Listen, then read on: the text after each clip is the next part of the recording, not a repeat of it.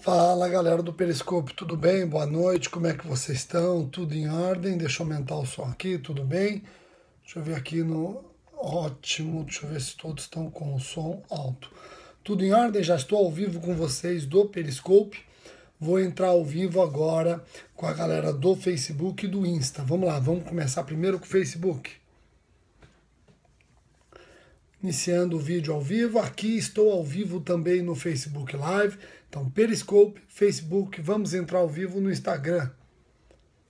Verificando a conexão, 3, 2, 1, agora ao vivo para os 3 canais. Estou ao vivo com a galera do Instagram, ao vivo com a turma do Facebook e com os seguidores do Periscope. Sejam todos muito bem-vindos. As câmeras hoje estão um pouquinho distantes, muitas mensagens, muita mensagem. Depois eu leio tudo, fiquem tranquilos, depois eu leio tudo. Tô vendo aqui muito boa noite, legal. Quero dar especial boa noite para a galera que vai prestar o concurso do MP de São Paulo domingo que vem. Então, o pessoal do SERS que já está matriculado no aulão de véspera do SERS, que vai ser dia 28, né, o sábado. Sejam muito. Já batemos um papo no Telegram aqui, tá? Fiquei hoje batendo um papo com um ou com o outro. Tô vendo o desespero tomando conta, é normal, é normal. Anormal é a pessoa estar tranquila a menos de uma semana da prova. Isso é anormal. Isso é anormal, não é verdade? Então, toda essa sensação de tensão, ansiedade, isso é normal. Isso é normal. Repito, anormal é aquele que está tranquilão, achando que a vida está uma maravilha, olha, não estou preocupado. Não, esse não está comprometido com o momento. Tá ok? Vamos lá? Hoje, como eu já anunciei nas redes sociais, quero continuar trabalhando com vocês o direito criminal na Constituição. É uma revisão que está tendo uma aceitação boa dos seguidores, estão percebendo o direito criminal na Constituição, estão percebendo que quando se faz uma leitura da Constituição, tem muita coisa de direito criminal que você consegue enxergar. Vamos começar então outra vez? Vamos lá? Parte 3. Aqui estão falando do ursinho. Aqui, ó, o ursinho, são vários ursinhos, já estão reparando no ursinho. Alguns talvez estejam agora me acompanhando, mas eu gravo os vídeos no quarto da minha filha, né? Por isso que tem os ursinhos, olha que interessante. Tá bom? Vamos diminuindo as mensagens, então? Vamos diminuindo as mensagens, vamos lá, diminuindo. Vamos falar de direito criminal na Constituição. Vamos lá. Pessoal, o artigo 5º, inciso romano 3 da Constituição Federal, importantíssimo, importantíssimo. Aliás, quem vai prestar MP de São Paulo já foi tema de dissertação não sorteado. Foi um tema de dissertação não sorteado, um assunto que envolvia o artigo 5º, inciso 3 da nossa Bíblia Política. Vamos ler juntos o artigo 5º, inciso romano, artigo 5º, inciso romano 3. Vamos lá. Ninguém será submetido a tortura nem a tratamento desumano ou degradante. Eu sei que a doutrina discute se existem direitos e garantias fundamentais absolutas, ou se todos os direitos e garantias fundamentais são relativos. A doutrina discute isso. Existem direitos absolutos ou são todos relativos? Existem garantias absolutas ou são todas relativas? Essa é uma discussão que existe entre os constitucionalistas, não é verdade? Até a Renata está respondendo aqui, ó. Nenhum direito é absoluto. A Renata já respondeu isso no Periscope. Mas será que não existe nenhum direito, nenhuma garantia absoluta? Aqui no artigo 5º, inciso 3, vocês vão encontrar a doutrina dizendo que é um caso de direito, garantia absoluta, que não admite exceções. Quando o artigo 5º diz que ninguém será submetido a tortura nem a tratamento desumano ou degradante, trata-se de garantia absoluta que não pode ser temperada de modo algum. Se existe algum direito ou alguma garantia de natureza absoluta, está aqui. É o artigo 5º, inciso 3. Tá ok? Agora vejam, Vamos falar um pouquinho sobre tortura. Rogério, você falou que tortura quase foi dissertação do MP de São Paulo. Então eu teria que trabalhar com uma introdução, um desenvolvimento e uma conclusão. Poxa, eu tenho dificuldade numa introdução, Rogério. Eu sugiro o seguinte: se você tiver que discorrer sobre a tortura na prova, não esqueça de dizer que o movimento de repúdio à tortura, esse movimento mundial de repúdio à tortura, ele aconteceu a partir da Segunda Grande Guerra, pós-Segunda Grande Guerra. Após a Segunda Grande Guerra é que nasce o movimento internacional global de repúdio à tortura, com a aprovação de várias convenções e tratados de direitos humanos contra esse tipo de comportamento.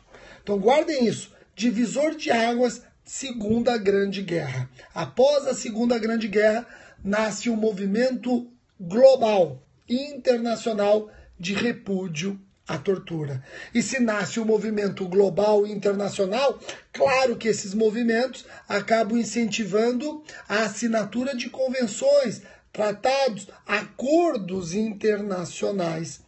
Tá joia? Agora vejam, e no Brasil? Quando que o Brasil acabou trazendo para o seu direito interno essa sensação, esse sentimento de repúdio à tortura? Claro que foi com a Constituição de 88. Antes da Constituição de 88, o professor Márcio Alberto, nosso professor do SERS, curso Carreiras Policiais, o professor Márcio Alberto vai concordar comigo. Antes da Constituição de 88, não havia no nosso ordenamento jurídico uma garantia do cidadão contra a tortura. Eu acho que você consegue entender a razão, por motivos óbvios. Nós vivíamos num regime nada democrático. Estávamos encerrando aí um regime ditatorial, um regime de exceção, não é? Com a Constituição de 88 é que nós colocamos no artigo 5º, inciso romano 3, que ninguém será submetido à tortura nem a tratamento desumano ou degradante. Então, se você pensar em sede internacional, a mola propulsora de repúdio à tortura foi a Segunda Grande Guerra. Se você pensar de acordo com o nosso direito interno, a mola propulsora foi a Constituição de 88. Tá ok? Legal? Bom, a Constituição de 88, então, garante que ninguém será submetido à tortura. Rogério, basta garantir isso na Constituição? Claro que não. Nós temos que criminalizar esse comportamento. E o primeiro estatuto a criminalizar a tortura no Brasil não foi o Código Penal. Olha que interessante. Foi o Estatuto da Criança e do Adolescente. O primeiro documento a criminalizar especificamente a tortura pós-Constituição de 88 foi o Estatuto da Criança e do Adolescente. O artigo 233 do ECA foi o primeiro dispositivo a definir o crime de tortura. Porém, era um crime de tortura que tinha como vítima somente criança e adolescente. Estou trazendo para vocês informações novas, é isso que é importante, não podemos chover no molhado. Quem já é meu aluno do SERS, com certeza tudo isso é uma revisão. Mas quem ainda não é aluno do SERS, está conseguindo talvez detectar novidades. Guardem isso, guardem isso. Em sede internacional, o divisor de água, Segunda Grande Guerra. De acordo com o nosso ordenamento jurídico, o divisor de águas foi a Constituição de 88.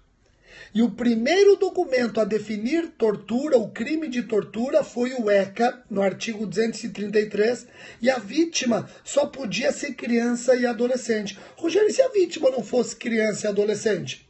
Aí o comportamento era tipificado talvez como lesão corporal. Não havia uma definição de tortura fora do ECA. Tá ok? Legal? Em 1990... nasce a Lei dos Crimes Hediondos. E a lei dos crimes hediondos, ela acaba prevendo as consequências para os crimes hediondos e equiparados. E um dos crimes equiparados e hediondos é exatamente a tortura. Agora veja, a tortura não foi equiparada a crime hediondo pela Lei 8.072/90. A tortura já está equiparada a crime hediondo no artigo 5º, inciso romano 43 da Constituição. Então a tortura já estava equiparada a crime hediondo na Constituição, artigo 5º, inciso romano 43. O que a Lei 8.072/90 fez foi prever as consequências para crimes hediondos e equiparados. São 3 os crimes equiparados a hediondos: tortura, tráfico e terrorismo. Aqui a Fabíola está lembrando bem. Fabíola não, desculpa, o Fábio. Os crimes com a letra T, tráfico, tortura e terrorismo, são os crimes equiparados a hediondo. Tá ok? Rogério, e quando é que o Brasil criou uma lei específica definindo o crime de tortura, discorrendo sobre tipos incriminadores, tendo como objeto a tortura física, a tortura psicológica ou mental? Quando? Somente em 1997. Olha só, a Constituição de 88 já tinha proibido a tortura. Já tinha garantido que ninguém seria submetido à tortura. O ECA já tinha definido a tortura em 1990, quando envolvia criança e adolescente. E só em 1997 é que o Brasil cria a lei de tortura, inclusive revogando o ECA, revogando o artigo 233 do ECA. Quando se fala em tortura no Brasil agora, fala-se na Lei 9.455 de 97. Tá ok? Legal? Pessoal, retomando, entendam só toda a sequência tem que fazer parte da sua prova. Toda a sequência. Então vamos lembrar? Preste atenção. Eu sei que eu estou sendo um pouco chato repetindo. A Sofia depois fala, pai, como você repete? Mas é importante. Faz parte da didática nas redes sociais repetir. Eu não tenho lousa. Então eu sinto essa falta de repetir para você ir mapeando no seu rascunho mental. Quer ver? Ó? Então, se alguém te perguntar sobre tortura em sede internacional, você vai lembrar que o movimento de repúdio à tortura começou quando? Pós-Segunda Grande Guerra. Se alguém te perguntar sobre a tortura no nosso direito interno, você vai lembrar que o divisor de águas é a Constituição de 88, que no artigo 5º, inciso 3, garante que ninguém será submetido a esse comportamento.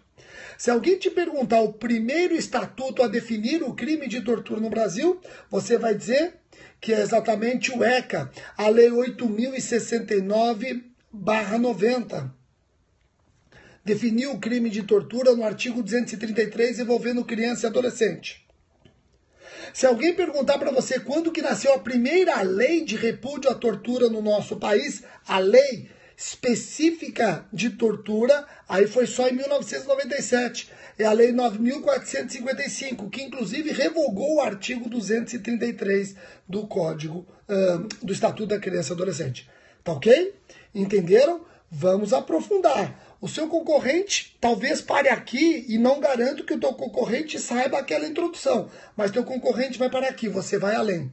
Você vai lembrar que em 2013 o Brasil editou a Lei 12.847. A Lei 12.847 de 2013 institui o Sistema Nacional de Prevenção e Combate à Tortura. Não é uma lei penal, é uma lei extrapenal, criando o Sistema Nacional de Prevenção e Combate à Tortura. Não é uma lei criminal, não traz tipos incriminadores, mas traz políticas de enfrentamento contra a tortura. Todos entenderam? Então, antes de ir para a última lei, e se você está anotando toda a estrutura normativa, seguindo a cronologia, vai ficar muito fácil no dia da prova. Olha só. Então, depois da Segunda Guerra, vários tratados internacionais proibindo a tortura. No Brasil, Com a Constituição de 88, nós queremos proibir totalmente a tortura. Lei 8.069 tipifica como crime tortura contra criança e adolescente. Lei 9.455 de 97 revoga o 233 do ECA e prevê a lei de tortura, traz a lei de tortura definindo crimes e consequências ao lado da Lei 8.072/90.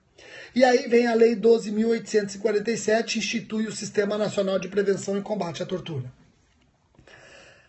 Detalhe final. Tortura praticada por militares. Veja, por policiais militares ou agentes ou autoridades das Forças Armadas. O torturador respondia por qual crime e em qual justiça? A tortura não era crime militar. A tortura não está prevista no Código Penal Militar. A tortura está prevista na Lei 9.455 de 97. Logo, tortura praticada por militar, até umas 2 semanas, crime não militar, competência da Justiça Comum Estadual, se for militar estadual, ou da Justiça Comum Federal, se fosse militar federal. O problema é que veio a Lei 13.491 de 2017. E a Lei 13.491 de 2017 redefiniu os crimes militares.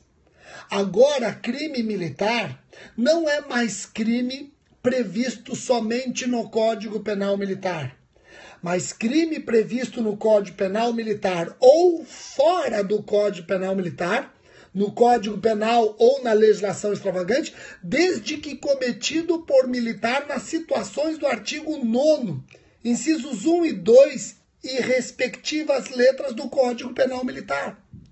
Então, agora, com a Lei 13.491 de 2017, militar que pratica tortura, apesar de a tortura não estar no Código Penal Militar, pratica crime militar. E de acordo com essa nova definição. E a competência para julgar essa tortura passou a ser da Justiça Militar Estadual, no caso de militar estadual, ou da Justiça Militar da União, no caso de militar das Forças Armadas. Rogério, e os processos que já estão em andamento? Os processos que já estão em andamento devem ser remetidos imediatamente para a Justiça Militar. Competência absoluta. Aliás, a Lei 13.491 de 2017 acaba superando a súmula 6 do STJ, acaba superando a súmula 75 do STJ, acaba superando a súmula 90 do STJ, bem como a súmula 172. Então, as seguintes súmulas parecem estar superadas com a Lei 13.491 de 2017.